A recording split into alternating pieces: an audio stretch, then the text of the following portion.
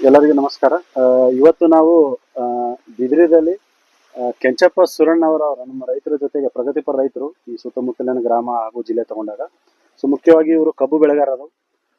ಕಳೆದ ಒಂದು 20-25 ವರ್ಷದಿಂದ ಅವರು ಕಬ್ಬು ಬೆಳೆ ಮಾಡ್ತಾ ಇದ್ದಾರೆ.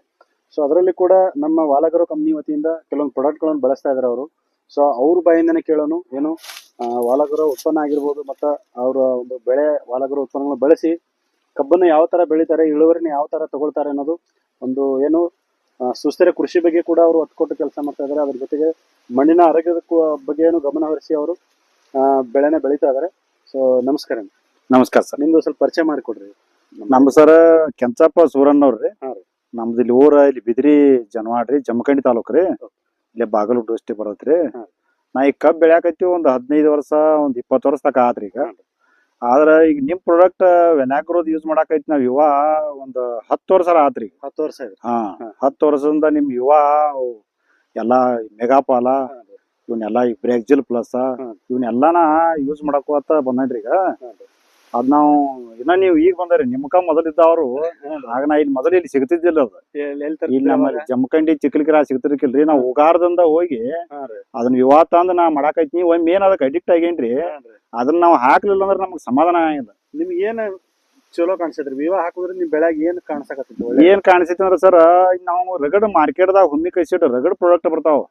ಎಲ್ಲಾ ಹಾಕೋದ್ರಿಂದ ಅವ್ ಹಾಕಿದ ಕೂಡ್ಲೆ ಒಂದ್ 8-15 ದಿನ ರಿಸಲ್ಟ್ ಬರ್ತಾವ್ರಿ. ಫುಲ್ ಬಂದದ್ ನಮ್ ಮಾತ್ರ ಡೌನ್ ಆಗುತ್ತೆ.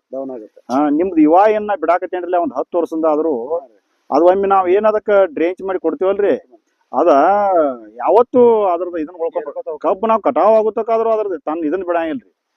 ಹಂಗ ಏರ್ಕೋತ ಹೋಗತಿ. ಅದ್ ಬೇರೆ ಏನು ಗಟ್ಟಿ ಮಾಡಿ ಇದನ್ ಮಾಡಿ ಏರ್ಕೋತ ಹೋಗತ್ರಿ. ಉಳ್ದುದು ಏನ್ ಮಾಡ್ತಾವು ಅವ್ ಸ್ಟಾಪ್ ಆಕಾವಂತ 2 ದಿವ್ಸಕ್ಕ.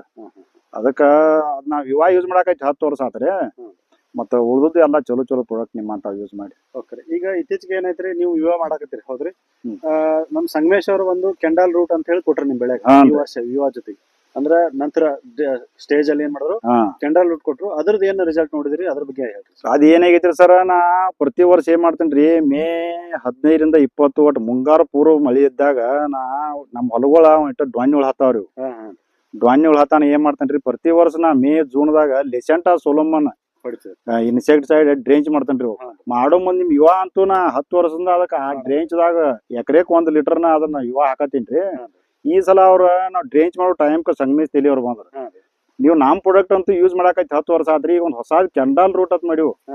ನೀವು ಕೆಂಡಾಲ್ ರೂಟ್ ಅದನ್ನ ಯೂಸ್ ಮಾಡ್ರಿ. ಮತ್ತ ಅದಕ್ಕಿಂತ ನಾವು ಬೇರ್ ಕಟ್ ಆದದಕ್ಕ ಇದನ್ನ ಸ್ಪೆಷಲ್ ಕೆಂಡಾಲ್ ರೂಟ್ ಅಂತ ಮಾಡಿವಿ.